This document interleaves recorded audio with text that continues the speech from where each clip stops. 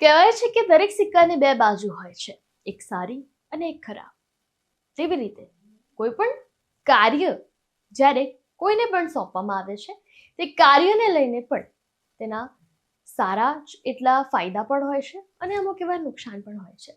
ત્યારે હમણાંથી જે આપણી આસપાસ ઘટના બની રહી છે બીએલઓને લઈને, જેમાં મોટે ભાગે તમે એ જ સમાચાર સાંભળ્યા હશે કે બીએલઓ એસઆઈઆરની કામગીરીના દબાણમાં આવીને એમને મેન્ટલી એટલો બધો સ્ટ્રેસ અને ત્રાસ મળે છે, જેના કારણે લોકો પોતાનું જીવન ટૂંકાવે છે, સુસાઇડ કરી નાખે છે. પરંતુ ઘણી એવી જગ્યા છે કે જ્યાં બીએલઓની બેદરકારીઓ પણ સામે આવી છે. ત્યારે શું છે સમગ્ર મામલો, જાણીએ આ ખાસ અહેવાલમાં.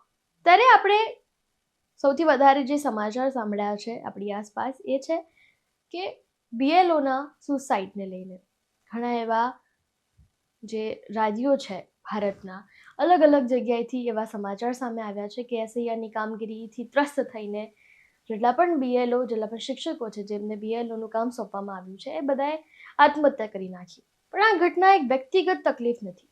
આખા દેશમાં એસઆઈઆર પ્રક્રિયાને કારણે બીએલઓ પર વધતા દબાણની આ ભાગીદાર છે. આખા દેશમાં આવી ઘટનાઓ વધી રહી છે. પશ્ચિમ બંગાળમાં જ 2 બીએલઓની આત્મહત્યા, તે બાદ કેરળ, રાજસ્થાન, તમિલનાડુ અને મધ્યપ્રદેશમાં પણ આવો જ સમાન કેસ સામે આવ્યો હતો. બીએલઓ ડિજિટલ કુશળતા વિના ઓનલાઈન અપલોડ અને ઘર વેરિફિકેશન અને કડક ડેડલાઇનના બોજથી તૂટી પડી રહ્યા છે. ત્યારે આ એસઆઈઆરની છેલ્લી તારીખ 4 ડિસેમ્બર છે, પણ આ દુઃખદ ઘટનાઓએ આ ચૂંટણી વ્યવસ્થા પર હવે ઘણા એવા પ્રશ્નો ઊભા કર્યા છે. કારણ કે બીએલઓ જે છે બધા એક સામાન્ય ઘરમાંથી આવે છે. તે લોકોને શિક્ષકની તો ફરજ નિભાવવાની જ હોય છે, તે ડ્યુટી તો કરવાની જ હોય છે. સાથે આજે બીએલઓનું કામ આપવામાં આવે છે ત્યારે રાતના 12 વાગ્યા સુધી કે 2 કે 3 વાગ્યા સુધી, કોઈ તો પછી આખી રાત જાગીને પણ આ કામગીરી કરવા પાછળ તેમનું બધું જ ખોઈ બેસે છે. કારણ કે તે તેમની ભૂખને યાદ નથી કરતા, તે તેમની ઊંઘને યાદ નથી કરતા, પરિવારોને ભૂલી જાય છે અને ત્યારબાદ આખરે ઘણા એવા લોકો હોય છે કે છેલ્લે હારીને પોતાનું જીવન પણ ટૂંકાવી નાખે છે. હમણાં જ ગુજરાતના ઘણા એવા કિસ્સાઓ સામે આવ્યા છે. વધુ એક કિસ્સો સામે આવ્યો છે, તાજેતરનો જ કિસ્સો છે. એ આવ્યો છે સામે સતલાસણાની સુદાસના પ્રાથમિક કન્યા શાળાના આચાર્યનો કિસ્સો. રાવલ દિનેશભાઈ મેલાભાઈ બીએલઓ તરીકે એસઆઈઆરની કામગીરી કરતા હતા. એસઆઈઆરની કામગીરી કરતા રાતના આશરે 2 વાગ્યાની આસપાસ તેમને અચાનક છાતીમાં તીવ્ર દુખાવો થવા લાગ્યો. હવે રાત્રિના સમયે કોઈ પણ તબીબી સારવારની અછત પણ હતી. ત્યારે વડનગર સિવિલ જીએમઈઆરએસ હોસ્પિટલ લાવવામાં તેમને આવ્યા. ત્યાં ફરજ પરના તબીબોએ તેમને મૃત જાહેર કર્યા. આ ઘટનાને લઈને આખા શિક્ષક જગતમાં ઘેરાશો ફેલાયો છે અને આ ઘટનાને લઈને શિક્ષક જગતમાં ઘેરાશોકની લાગણી પણ શિક્ષકો અનુભવી રહ્યા છે.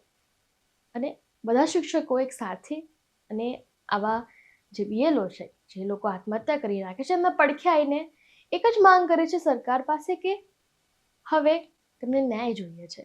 કારણ કે શિક્ષકોને એમની ડ્યુટી તો કરવાની જ છે, ફરજ બજાવવાની જ છે. તે પછી પણ એમને ઘરે જઈને જે બીએલઓની ડ્યુટી કરવાની છે, તે એમના માટે વધારે એક સ્ટ્રેસ આપી રહી છે.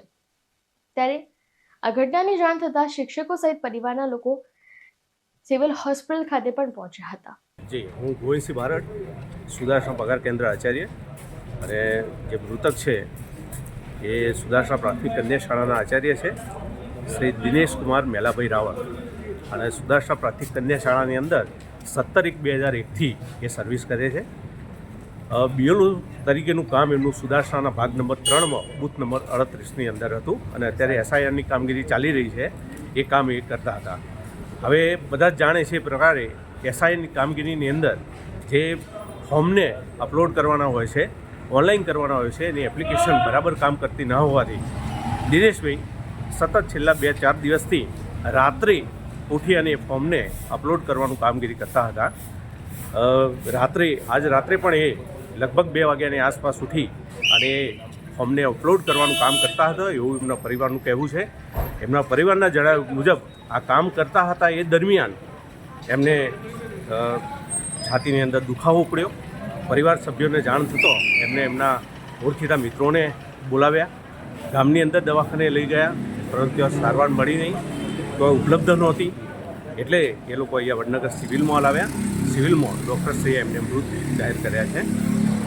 એસઆઈઆરની કામગીરીને લઈને શું કહેશો? શિક્ષકો ઉપર કેવો સ્ટ્રેસ હોય? એસઆઈઆરની કામગીરી દિનેશભાઈની લગભગ 70% જેવી પૂરી હતી અને કામ પણ એમનું સારું હતું. શિક્ષકોમાં સ્ટ્રેસ એ વાતનું હતું કે ટૂંકા ગાળાની અંદર જે એમને આપેલો હતો એ ગોલ એમને પૂરો કરવાનો હતો, બરાબર. અને એમાં ખાસ કરીને જે સર્વર છે બરાબર કામ કરતું નથી.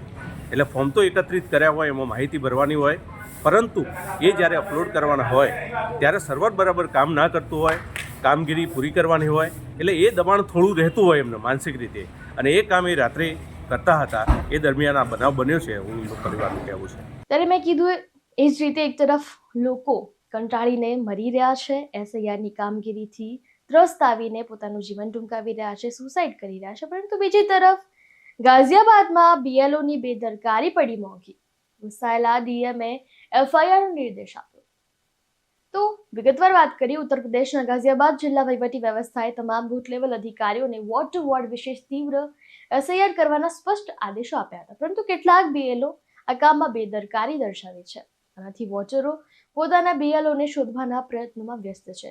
ત્યારે જિલ્લા મેજિસ્ટ્રેટના ગુસ્સામાં આવ્યા પછી તેમણે 23 બીએલઓ વિરુદ્ધ પ્રથમ માહિતી અહેવાલ નોંધવાના આદેશો પણ જાહેર કર્યા.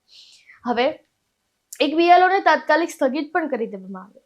એસઆઈઆર ડ્યુટીમાં 10 સુપરવાઇઝરોની પણ બેદરકારી સામે આવી છે, જેમણે કારણ જણાવો સૂચના આપવામાં આવી છે.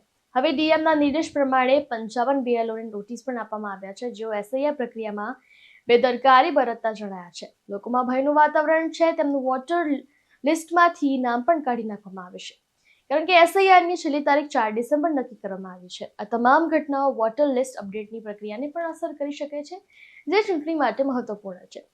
એક તરફ જ્યારે બીએલઓની આ રીતની બેદરકારી સામે આવે છે, ત્યારે લોકોમાં પણ એક ભયનો માહોલ ફેલાઈ જાય છે, કારણ કે લોકોને એક જ ભય હોય છે કે એમનું નામ જ વોટર લિસ્ટમાંથી કાઢી નાખવામાં આવશે તો, એ જ તેમનું નામ જ ગુમ થઈ જશે તો.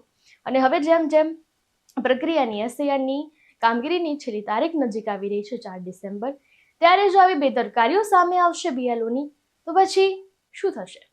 એક તરફ લોકો આ સરકારની કામગીરી જે પગલું ભરવામાં આવ્યું છે તેની લોકો સરાહનીય પ્રશંસા કરી રહ્યા છે, કામગીરીની લોકો વખાણી રહ્યા છે, પરંતુ ક્યાંક ને ક્યાંક જોવા જઈએ તો વધારે જે પરિવારોનું નુકસાન થયું છે, જેમાં બીએલઓ જે લોકો છે જેમને જીવન ટૂંકાવ્યું છે, આત્મહત્યા કરી નાખી છે, તેમના પરિવારજનોને આઘાત લાગ્યો છે. તે લોકોએ ખૂબ જ નુકસાનીનો અને મુશ્કેલીનો સામનો પણ કરવો પડી રહ્યો છે. અને એક તરફ આ રીતે ઘણા એવા બીએલઓ છે જેમની બેદરકારીઓ પણ સામે આવી રહી છે. ત્યારે આ અંગે તમારું શું કહેવું છે, તમારું શું મંતવ્ય છે, તમે અમને કમેન્ટમાં જરૂરથી જણાવી શકો છો.